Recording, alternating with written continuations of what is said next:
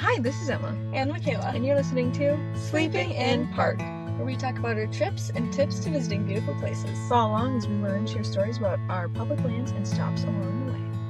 Yeah, today we are getting into Craters of the Moon National Monument in Idaho. Yes. So, Craters of the Moon is a huge otherworldly volcanic landscape that's filled with old lava fields, rugged cones, and winding lava tubes. Driving through it feels like stepping into another planet. Black rock stretching to the horizon, strange volcanic formations rising from the ground, and trails that lead you right into the heart of ancient eruptions. It's one of the best places in the country, actually, to explore young volcanic terrain up close with a scenic loop road that takes you past cinder cones you can climb, spatter cones you can peer into, and lava caves you can walk through. It's dramatic, easy to explore, and unforgettable. Yeah, I would agree. Ooh, I want to go. I want to go. Yeah, I was like, oh, I want to go. I want to go. I've been there. Yeah. And you know what else?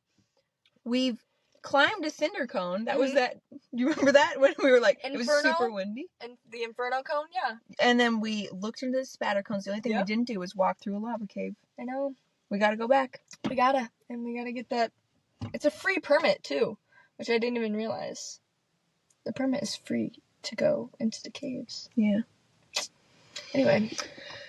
Anyway, so here is a park map. So you have basically a loop road, and then it turns into a one-way loop. Mm-hmm. And it's called it's just the loop road is what they call it. Yep. And there's one there's one road to go off of from that loop road, but otherwise it's just a loop. So it's very easy to navigate. Very easy to navigate. And right when you come in, there's a visitor center, so it's super nice like that. Yeah. So I think this is gonna be the best part of the whole episode, but I don't know. I haven't learned about Michaela's animals yet, but I think the geology is probably going to be bad. Just because we haven't talked about anything like this before. I maybe did a little bit too much, but it's fine because we've never talked about it before. Yeah. Well, and there's so much to learn. There's really nothing else like it. I know, because this is one of the only... Okay, ready? We'll get into it. So, Craters of the Moon National Monument is one of the best places on Earth to see a young basaltic volcanic landscape preserved almost exactly as it's formed. So its geology is dominated by Holocene lava flows, cinder and spatter cones, as well as the massive Great Rift, which is a 52-mile volcanic fissure system that fed 8 major eruptive periods over the last 15,000 years. And another thing that's very cool is that all this geology things, the geological happenings, happened very recent. It was all within the last 15,000 years. Which is, geologically speaking, like yesterday. That is what I read. It said it was like yesterday. It's like yesterday. Because if you think about, they're not as big as giant mountains, but they're still mountainous. Yeah. And cool. We climbed up one, and I was definitely winded, and they were definitely taller ones. Yeah. Yeah, but let me tell you, running back down, that was so fun. It was. So, the volcanic system was built by the Great Rift, the 52-mile volcanic fissure that I mentioned. So, it is just a long, deep crack in the Earth's crust through which nearly all the lava in the monument erupted from. And it is one of the most significant volcanic rift zones in the United States, actually. That's crazy. Isn't it? So the rift forms due to crustal stretching on the Snake River Plain. And the tectonic setting began 10 to 12 million years ago when the Yellowstone hotspot migrated across Idaho, and that's what caused the stretching of the crust. How does the hotspot migrate across? So it's that I know when we were talking about, how we brought up a few times, how big is the Yellowstone hotspot? Well, it reaches into Idaho, but also actually I figured it did. I was gonna say, well, actually, part of the park is like so I figured it went into Idaho, but how Craters of the Moon is almost halfway. Yeah. In the bottom of in the middle state. Of the state. Yeah. So for the geologic time frame of this all happening, the rift formation was in the Miocene era, which was 23 to 5.3 million years ago, and then the modern eruptions were in the Holocene era, which is in the last 11,700 years. And there have been 8 eruptive periods between 15,000 and 2,000 years ago, with the youngest flows being 2,100 years old. Oh my Eruptions reoccur about every 2,000 years. And yes, geologists fully expect more eruptions at craters of the moon within the next 2,000 years. The timing is uncertain, but the volcanic system is still active, and the pattern of past eruptions strongly suggests future activity. Wait, so the last one, the youngest one was 2,100 years ago, and they reoccur about every 2,000 years? Yep. So wouldn't that be like in the next years couple ago? No, because it's roughly. So it's not so exactly, in the next, okay. Couple hundred years probably, Okay. yes. That's crazy. What if it happened like in our lifetime? That'd be kind of cool. Kind of terrifying. I was going to say, I don't know how much... I don't know how big the eruptions would be. Yeah. You know, like Mount St. Helens is pretty bad. You know, when that erupted, that was bad. But like, I wonder where does it erupt? Where's the volcano? There, you know, well, like where's it erupts? The eruptions come from the Great Rift, so that line in that crack basically in the Earth's crust. So that's where it erupts out of there. Also, isn't the Great Rift like the largest underwater rift or whatever? I thought I just read that it was one of the largest in the United States. But I thought it was one of like the largest in the world that wasn't underwater. I don't know that. I thought I read that somewhere. Maybe I'm wrong. I don't know. I can neither confirm nor deny that. I can tell you about the different lava types. So the different lava types that are found in this park are I'm trying my best on the pronunciation, I just have to say. Pahoehoe, which is a smooth and ropey type of lava that it dries as. And then we have A'a, which is a blocky, jagged, and extremely sharp lava type. Those are both Hawaiian words. And then we have spatter and cinder cones. Spatter cones form when blobs of molten lava are thrown into the air from a vent or fissure and land while still hot and sticky. The blobs weld together, building a small, steep cone around the vent. Surfaces look glossy, twisted, or welded, and then cinder cones form when gas-charged lava erupts explosively, throwing out solid fragments like cinders, ash, and scoria. And these fragments fall around the vent and build a symmetrical cone-shaped hill. Slopes are loose, gravelly, and steep. They often have a crater at the top as well, and they can form in hours to months, so very fast, geologically, clearly. They just erupt out of this crack. That's just where it comes from. It's from the Great Rift. That's so weird. Yeah. What is it? Is it the largest one? No, it's not. The largest one is the East African Rift System. That one is 6,400 kilometers. What is kilometers into miles? Kilometers... It's less miles. Mm-hmm. So it's not 6,400 miles. No. But it's definitely more than 52 miles. More than 52 miles, yeah. Yeah. I don't know. Maybe I'm hallucinating what I saw. But I also feel like maybe you just saw it was one of the largest in maybe that's what the country. That's probably what it was. That might be it. And then the last type of lava that you would see here is lava tubes. And a lava tube is a natural tunnel formed when flowing lava creates a crust on top while the molten lava continues to move beneath it. And when the lava inside drains away, it leaves behind a hollow cave-like passage. Mm. Yeah.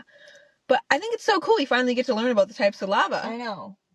Like, it took us long enough to get here. It's only been like almost 2 years. Yeah. Gosh. That's crazy. You know what I was thinking? Was that that the trip we're going on this fall is so not Emma and Michaela planned, because we have like nothing planned and we're 3 months out. And you know, the last time this happened was the year I got married. It's weird. It's almost like major life events kind of put a damper on our planning. Yeah. So that's what you do with all this free time. Yeah. I planned the trip. Yeah. Yeah. Well, I was just saying, like, that's what we did before the free time, you know, we planned the trip. Because I was going to say. And then I thought about me, and I thought, I'm not going to have free time again after this life event. It's okay. When I come over, I can watch Letty, and you can...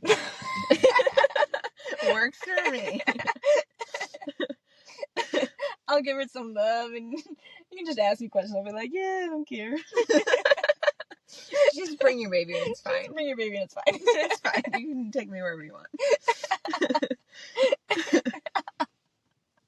I'm so excited. So there are 3 lava fields. So the first is Craters of the Moon lava field. It's the largest and most complex and contains the most cinder cones and iconic flows. And then we have the Wappi lava flow and Kings Bowl lava flow.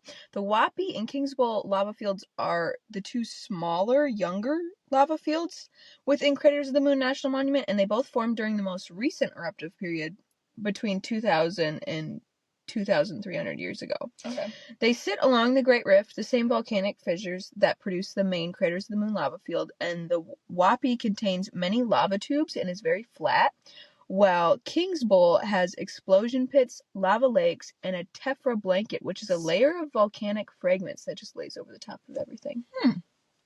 So very different geologically. Explosion pits.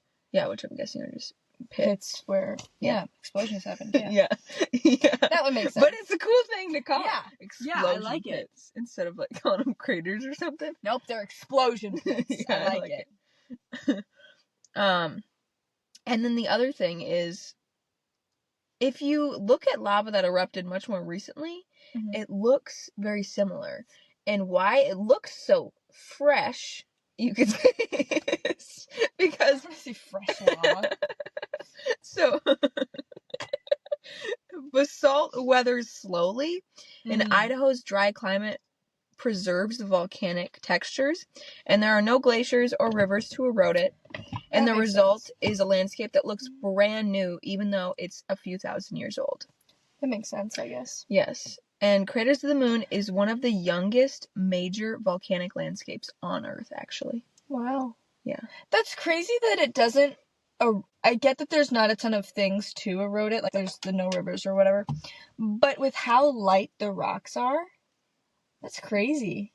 Because I do remember that specifically about that park is, oh my gosh, there's like nothing in my hand right now. But I have like this giant rock in my hand. But it's light as a feather. But lava, that rock is very light. Lava is. Yeah, that's what I mean. Because it's full of holes, guys. It's full of holes. It ain't dense. She ain't dense. She's the opposite. She's like light as a feather. And then the human history at this park. So humans first appeared on the Snake River plain 12,000 to 14,000 years ago at the end of the last ice age. The Shoshone and Bannock people have the deepest and longest connections to Craters of the Moon region. They traveled through the area during seasonal migrations for salmon, bison, camas root, and other foods. And they knew the edible and medicinal plants of the lava fields, which I thought was very cool. That is cool. Which is kind of obvious if you know so many is it things like those about flowers that we saw? I think that's exactly what I thought of, because there's not a lot of plants. Yeah. There's not a lot of vegetation there. Yeah, but they have these really pretty little flowers there. And that's what I thought of was, they probably did something with those. Yeah. Or that's still so do, cool. I don't know. But for much of the 19th century, the lava fields were avoided by explorers, fur traders, and settlers because the terrain was sharp, dry, and difficult to cross. That checks out. Yep. The land was considered too harsh for farming, ranching, or mining.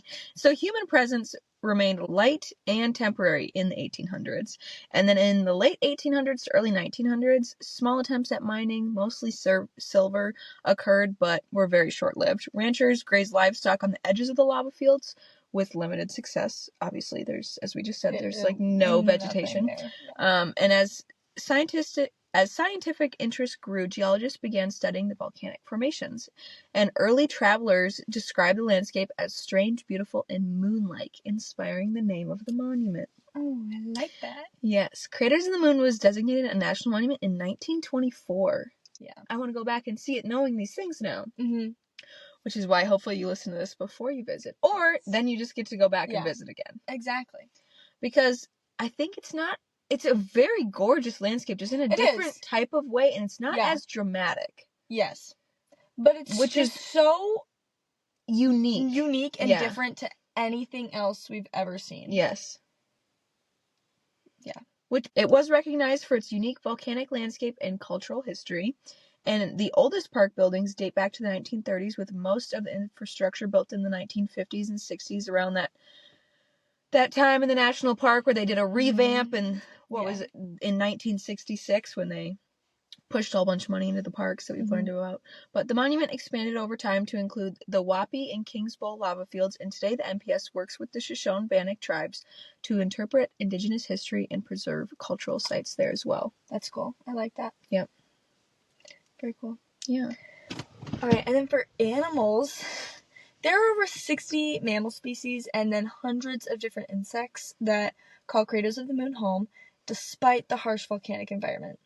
There are quite a few nocturnal animals here, including wood rats, skunks, foxes, bobcats, mountain lions, and 11 species of bats. These animals are nocturnal because of the black basalt rocks that absorb the heat from the sun and create extreme daytime temperatures. So these animals just stay out of the sun as much as possible. That makes sense. Then on the other end of that, there are animals that are only active during the daytime, and those are called diurnal, maybe is how you say it. And this includes golden mantled ground squirrels, chipmunks, lizards, and the Great Basin spadefoot toad, which can survive years in dry mud. I was like, that's interesting. Can't wait to do an episode on Great Basin, and maybe we can learn about the toad. That can just survive on nothing. On dry mud, which is just dirt, isn't it? Yeah. I don't know, but I just thought it was funny. I was like, oh, That's okay, funny. interesting. All right, bats, I would say, are probably the most popular animal in this park. It's like the park. Are they found in the lava caves? Yeah, that's what I thought. Yeah, so this park is definitely not one known for its animals, but I think bats are probably like the one animal that you could see there if you're trying to see an animal there. Yeah.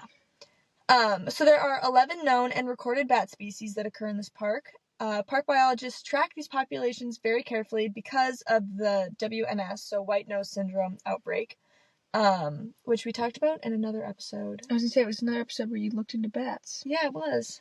Was it? Was it Devil's Tower National? It was. Yes, because the bats roost on the tower. Yeah. Yes. For that, Michaela just coming out hard with the bats on the National Monument. Apparently, I just like the bats. Only in the National Monument. WNS has not yet reached the caves in the park, so they keep strict permit rules to enter the caves. Visitors must screen their clothes and gear to prevent the fungus spreading to the local bat populations. Which I thought was really... I like that they do that to, like, prevent. Well, I think all of the cave parks do that. So the first of the 11 is the Townsend's big-eared bat. This is the signature and most ecologically significant bat species that lives within the park. Unlike many other local bat species that migrate south, these bats are year-round residents that completely rely on the monument's distinct volcanic geology to survive the harsh Idaho weather. Then there's the little brown Myotis, which is one of the most ecologically important yet highly threatened mammal species inside the park. Though historically abundant throughout North America, this tiny bat, which is roughly the size of a human thumb, is currently under close evaluation for federal endangered species listing due to regional population crashes. Wow. But, like, that's so little. That thing's a bat? That's an insect. A bat. That seems like it's a whole bat. It's a bat the size of your thumb. That is crazy. Like, that's so little. That reminds me of Horton Hears a Who. A person's a person, no matter how small. Just like a bat's a bat, no matter how small. You're right. Sorry. And then there's the big brown bat, which is one of the largest, hardiest, and most adaptable bat species found within the monument. While smaller species are highly sensitive to environmental changes, the big brown bat's size and physical resilience allow it to thrive across the park's harsh, exposed volcanic landscape. And they have very strong jaws, so they can chew through hard exoskeletons of beetles, which is their primary food source. Really? Yeah. And then there's the Hooray Bat. I just think that's such a cute name. Don't know why it's called that, but it's so cute. Hooray Bat. Which is one of the most physically distinct and uniquely adapted bat species tracked inside of Craters of the Moon. As North America's largest native bat, boasting an impressive wingspan of up to 16 inches, The hooray bat stands apart from most other park bats due to its strictly solitary lifestyle and long-distance migratory habits. These bats are strictly tree roosters, unlike most of the other species that live in the caves in the park. Which I thought was interesting, because I'm like, where do you live? Where's Well, the do you trees? remember those trees? I mean, there was trees. I was gonna say, it was like more old, dead trees. Yeah, kind but these of like guys live in like alive a trees. dense forest. Well, there's one Oh. other one that lives in like a dense forest. I'm like, where are you finding these dense? I guess Maybe there's it like was- the national forest that's not that far away. Well, I was as gonna the say- bat flies. Yeah. Maybe because it's just not on that road that we drive. Oh, I suppose. You know, maybe it's yeah. just not on that loop drive that we saw. Because I feel like I remember a portion of trees, not a dense not forest. like a dense forest, but yeah. Maybe it's a healthy forest though, because it's not all. Because it's not so dense. Yeah. Yeah. I don't know, but I do remember we learned about. We went on this whole little learning trail loop about the trees. That's right. Gosh, now you keep teaching us about bats, and I'm gonna figure out what kind of weird trees there. Sounds good. All right. Next, we have silver-haired bats, which is a distinct medium-sized migratory species that inhabits the wooded borders of and lava fields of craters of the moon. And like the hooray bat, it relies heavily on above-ground vegetation rather than the deep cave systems for its summer habitat. They are relatively slow flyers, but this comes in handy when they're foraging through dense forests. This was the other one that lived in forests. So, Google is telling us that Craters of the Moon National Monument has two famous tree anomalies: the ancient limber pines clinging to the harsh lava flows and ancient tree molds left behind by molten rock. So the living, because I looked up what are the weird trees. So the living, quote, weird, unquote, trees, limber pines, are the dominant tree in the park and are known for its incredible, resilient, and flexible branches that can literally be tied into knots. Because I remember... Yes, I remember. Yeah. I remember, oh, this tree is whack. I was like, why do they have knots on them? Yeah. And it kind of reminded me of the ancient bristlecone pine trees because I was of just the swirly things in Great Basin. So the look, because they survive in nutrient-poor volcanic rock under fierce desert winds, these trees often grow into twisted, contorted, and gnarled shapes. Some look dead, even though they are alive. So the ones who were like, so we're looking cool. at dead trees, were definitely alive. Many of these pines are centuries old. That's so cool. Yeah. And witch's broom. You may notice bizarre, dense, brush-like clusters growing in branches. This is a condition called witch's broom, caused by a natural, long-standing relationship between the tree and dwarf mistletoe. I do remember reading that. I was just gonna say that, but I didn't want to interrupt you. You did so good. I got excited. I was like, I remember this. Me too. And then the geological weird trees, which are the lava tree molds. When molten lava swept through the area thousands of years ago, it engulfed entire forests. And the process is the lava cooled rapidly around the wet trunks of the trees, encasing them. And the trees eventually burned away, leaving hollow cylindrical tubes or molds in the basalt rock, or leaving behind impressions of the tree's bark. And you can see them on a unique 2-mile round-trip tree molds trail off the main loop road. Oh, very cool. So what was the tree that I just said? The lonesome pine or something? Limber. Limber pine. The limber pine. That's the one I was thinking of. Yeah. Yep. Next bat is the western small-footed myotis, which is a tiny, highly specialized bat species classified as an Idaho species of greatest conservation need that heavily relies on the extreme volcanic climate of Craters of the Moon. True to its name, its defining feature is a minuscule foot measuring just 8 millimeters long. Like it's just has tiny feet apparently. That's 8 millimeters long. Which I'm like, that's so crazy. That's so tiny. little. That's so little. This species is more active during colder temperatures with higher winds and sudden barometric pressure drops than other local bats, allowing them to hunt during chilly Idaho nights. So they like thrive in the colder time. Odd. Which I was like, couldn't be me, but good for you. Maybe in Idaho we'd thrive in a colder time. No, maybe. No. thrive more than Minnesota in colder time, maybe. Yeah. I think I if would. I'm feeling down, There's some good drive ice to the fishing mountains. out there too. Yeah. Okay. Next, we have long-legged myotis. This bat features a significantly longer tibia, which is the lower leg bone, relative to its body size compared to other member species of the same myotis genus, which is what most of these bats are. This bat features a significantly, I don't know how long, but a much longer tibia. So apparently, these bats are just very logically named. Yeah, all of them. It's very like, you have a small foot? Okay. Small-footed myotis. You have long legs? Long-legged myotis. There we go. Big ears, all right. So these bats weren't named after anyone or anything. No, just their own anatomy. That's pretty cool. You know, that's unique in animals. Yeah, keeps things real simple. Yeah, you know. Probably easy to identify and remember when you're studying bats, I'd guess. Apparently, there's a couple that are very similar. Yeah, that's what I would guess. So that's why I'm like, maybe that would make it easier. But and you know what's funny? It's the one that's the California myotis. Mm-hmm. That one's similar to another one that I can't remember, but it's it's just named after its anatomy, so maybe that's why. Yeah, what were they thinking? They should have named it after the anatomy. It would have been easier to tell apart. Next, we have the western long-eared myotis. This bat possesses an exceptionally large hairless back ears that measure up to almost a full inch, like 0.9 inches, which is 22 millimeters long. So their ears are almost as big as those little thumb-sized bats. Yeah. That's crazy. Yeah.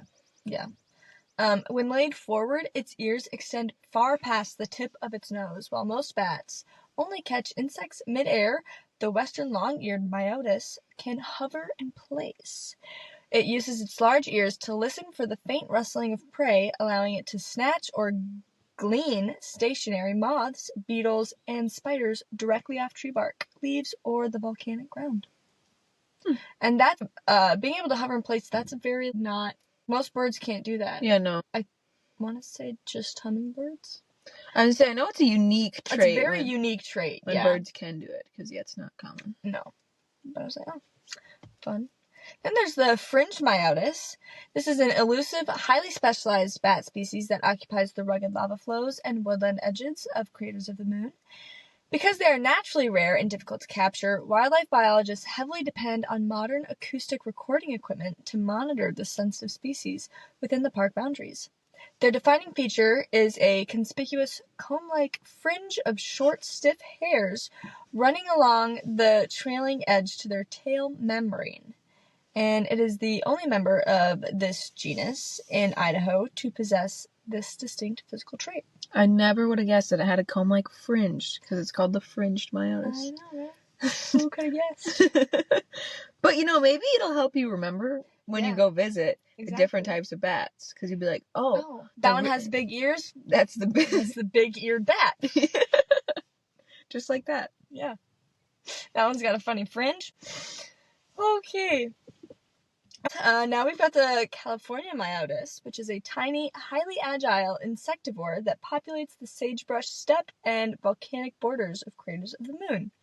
Because they are incredibly small and elusive, park biologists heavily rely on acoustic monitoring systems to track their precise movements across the park's Bureau of Land Management buffer zones.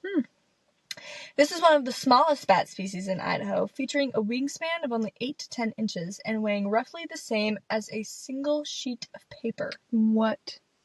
That's nothing. Yeah. Does that mean it's... Okay, so what about the one that's as big as your thumb? The one that's the size of the thumb, I don't know what the wingspan is, but I'd like to know, because 8 to 10 inches seems large for a thing that only weighs as much as a sheet of paper. So, but also their wings are so thin and they don't have feathers like birds, so maybe... They're like just almost the size of a sheet of paper, and maybe, I don't know. That's it. Yeah. But I'm like, that's crazy that with their little bodies, that they function. Yeah. That's like, so could you imagine how tiny their organs are? Like its little heart? Like it's so tiny. It would be so little. I don't know. That is crazy. It's crazy, yeah. Unlike some species that wait for total darkness, California myotis bats often emerge right around sunset. They spend the twilight hours foraging for moths, flies, and beetles just a few feet above the sagebrush canopy and near desert water pools. Interesting. Yeah. And then our last one, the western red bat, is the most elusive and visually striking bat species documented at Craters of the Moon. Because they are naturally rare in Idaho and do not use caves, park biologists track their presence with almost exclusively through advanced acoustic monitoring systems. And when they're hanging upside down with their wings folded, their bright orange color and triangular body shape perfectly mimic a dead, dried up leaf. That's kind of cool. Provides exceptional camouflage from predators like hawks and owls. Very cool. Yeah. You know what else I wonder? Is I know in caves and when you see like the bat flights in Carlsbad Caverns National Park and things like that, you're not allowed to have your phone, any pictures, not even with a flash off. It was something weird about technology. So I wonder how these acoustic monitoring systems work. Just because I know that bats are really sensitive to things like that because they use echolocation and technology messes them up. I think. Yeah, something. I Something don't know like how that. all that fanciness works. Yeah, but I was just putting it out there that maybe we need to look into the acoustic monitoring system and maybe the echolocation of bats and how that works. Technology. Maybe we have to visit a cave before we do that. No, we should. Wind cave. Road trip? We're already going on one. Short, quick one? Well, I think we're passing right by it, so we should probably just stop in. Probably, but we could go Oh, like right now? Not right now, but in 2 weeks. Alright, now we'll get into some trip planning. Figuring out details. So how long to stay? I think 1 to 2 days would be good. You can do more, you can do less. But that gives you time for doing the scenic drive, doing a couple of the hikes, and maybe getting into the caves, fun stuff like that. Some places to stay. We stay at campgrounds in and around the park. But for lodges, there's none within the park. And then lodges outside the park, there's really not much. There's 2 gateway towns, Arco, which is 20 minutes east, and Cary, which is 25 minutes west. In Arco, there are 2 motels. And then in Cary, there's a Best Western, a Holiday Inn, and a Quality Inn and Suites. And then for campgrounds inside the park, there's just one, Lava Flows Campground, which is only open when the whole loop road is open. So if you plan on going in the winter, and because they do allow skiing and cross country skiing, snowshoeing, you would not be able to camp inside the park. Okay. And then campgrounds outside the park. I didn't look to see how far away all these are, but they're probably about 20 to 30 minutes each. North of the park, there's Loristica Group Campground. South of the park, there's Twin Lakes Campground. East of the park, there's Scout Mountain Campground. And then west, there's Murdoch Campground. And there's no reservations needed to get into the park. When to go? Spring brings perfect hiking weather. When it's nice out, it can be kind of hit and miss with if there's late snow. But there's beautiful blooming flowers. The caves are still typically closed because of hazardous ice accumulation. So if that's something you really want to do, I don't recommend going in the spring. In the summer, again, still pretty good for hiking, but it can get super hot, especially with being surrounded with all the black rock. The 7-mile loop road is fully open, and you can explore the lava tubes and caves, and then they also have really great stargazing. Yeah, that would be the best there. Oh my goodness. Yeah. It's in the middle of nowhere. It really is. But, yeah. And then in the fall, this is considered to be the best time to go, which I understand why. The caves are still open to explore, and the weather is the best. It's Good typically hiking not weather, super yeah. hot, and it can be, depending on when you go in the fall, before the snow hits.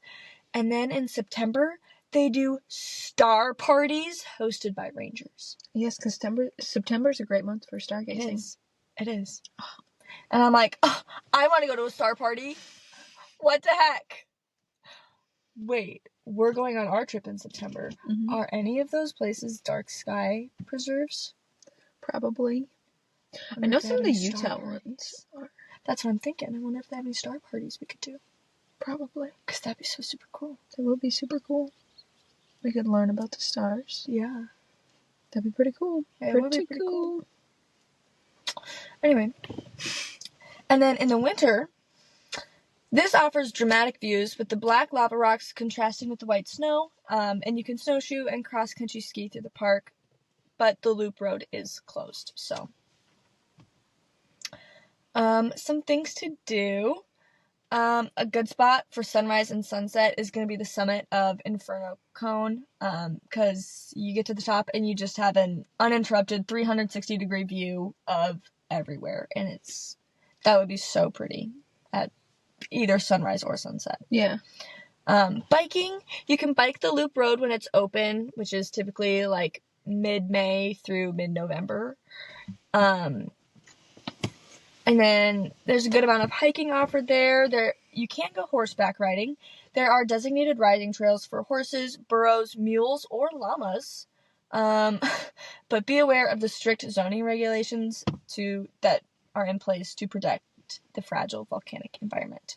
I do remember seeing multiple signs at every trail, like, please stay on the trail because this is a very fragile ecosystem. Yep. And then there's just the one 7-mile loop road. That's the only scenic drive they have there. Some popular overlooks are Big Craters Overlook, North Crater Flow, and Devil's Orchard. Wildlife viewing. This park is not known for its wildlife, but there is a chance to see some marmots, pronghorns, and mule deer, and bats if you go into the caves. I was going to say, can you see bats? I think so. And then snowshoeing. Craters of the Moon Natural History Association has snowshoes available to borrow if you don't bring your own. Oh, that's very nice. Yeah. And it says to borrow, so I don't know if you have to, if they mean, rent them. Or if they just kind of, or maybe that's what I was doing. But it said, borrow on the website. Maybe it's like leave your, you know how sometimes if you leave your shoes, they'll let you, or something like that. If you leave something, they'll let you, just so you come back and bring it back. Maybe something like that. I don't know. I was like, oh, that's pretty cool. And then cross-country skiing, the main road is groomed regularly starting in January. So it's nice for cross-country skiers and snowshoers. And then stargazing. This is an international dark sky park, so it offers amazing views of the Milky Way, and there are some ranger-led constellation tours from July through September. Very cool, very cool. Yes. And then a couple of hiking recommendations. Do your own research before going on hikes. Look on blogs, the national park website, All Trails, or other hiking apps. And then also be sure to have your hikes printed because technology fails sometimes. Also, ask a ranger about trail conditions or recommendations. Be prepared for very hot weather in the summer. The dark lava rocks can reach over 150 degrees Fahrenheit, and there is little to no shade on these hikes, so make sure you bring lots of water. Some short hikes. There is the North Crater Trail, which is 3.7 miles with 692 feet of elevation gain. This out and back trail drops directly into the vent of the North Crater Flow, and you can walk along the rims of this massive volcanic depression for panoramic views of it. So there's Very that. cool. Yeah. And then there's Inferno Cone Viewpoint, which we've talked about. This one is 0.4 miles, and you get 141 feet of elevation gain. Feels like a lot more than that, I think. Well, that's because it's in 0.4 miles. 0.2 miles up. Yeah. 0.2 miles down. That is true. It's short but steep. You basically hike straight uphill the whole time, but the view from the top is worth it. Plus, it's super fun to walk/run down. That was my favorite part. I really liked getting up there. Or coming down. And then Well, the momentum just carries you. Yeah. You don't even try to run. You're just like kind of falling and catching yourself. It's not quite that bad. But yeah. No, but it's still, I thought it was fun. It was fun. And then there's the Caves Trail, which is 1.2 miles long, and you get 49 feet of elevation gain. This trail has been, or is closed until June of 2026 because of snow and ice. And Boy Scout, Beauty, and Buffalo Caves are currently permanently closed to protect sensitive bat populations. But this trail takes you to see a variety of underground lava structures, and you do not need a permit to hike the trail, but you do need one to enter the caves and tunnels and stuff. And that's just to screen what you're wearing and bringing into the caves, right? So you just have to go to the visitor center before, and I'm sure they'd be able to help you with that. Oh yeah, and it's a free permit too, so. And then for our medium hikes, we have Echo Crater, which is 7.3 miles long, and you get 387 feet of elevation gain. This is a spur off the Wilderness Trail that leads to one of the most secluded volcanic features in the park. This trail also takes you past the highest point in the park, which is Big Cinder Butte. And then for our long trail, there is the Craters of the Moon Scenic Loop, which is 9.9 miles long, and you get 672 feet of elevation gain. This is basically just a bunch of trails in the park that are combined. This trail is entirely paved and offers no shade. So if you plan on doing this trail in the summer, be prepared for hot. Yeah, or start early so you're not in the full heat of the sun all day. Yeah. And then for some honorable mentions, I got Shoshone Falls, Boise National Forest, Great Salt Lake if you're coming from the south, Bear Lake State Park, and Thousand Springs State Park. Yeah. Go visit. Do it. I hope we made you want to go visit, because it's actually doing pretty the cool. research made me want to go back. Anytime we do research anywhere, we just want to visit. But this one, I think we didn't appreciate it. Yeah, we didn't appreciate it while we were there. I do specifically remember thinking this was cool to do once, but I don't need to go back again, which was... We voiced that to each other, and we're like, yeah, that's exactly it. We never need to come back. Hey, we can check it off the list. Yeah. It's not like Grand Teton where we need to go back every year. But I definitely want to go back now. Yeah. Oh, yeah. I've wanted to go back since I learned more about the fact that it's it's lava, which we knew. We knew going in. Well, we knew going into it, and we knew based on what all the signs saw. But doing our own research was just makes it so it's different. Yeah. But I think even before this episode, I don't remember where I heard something cool about. Someone just talked about it for 2 minutes. I was just like, oh, that's why it's like that? Or, that's what well, I want to see it again. Yeah.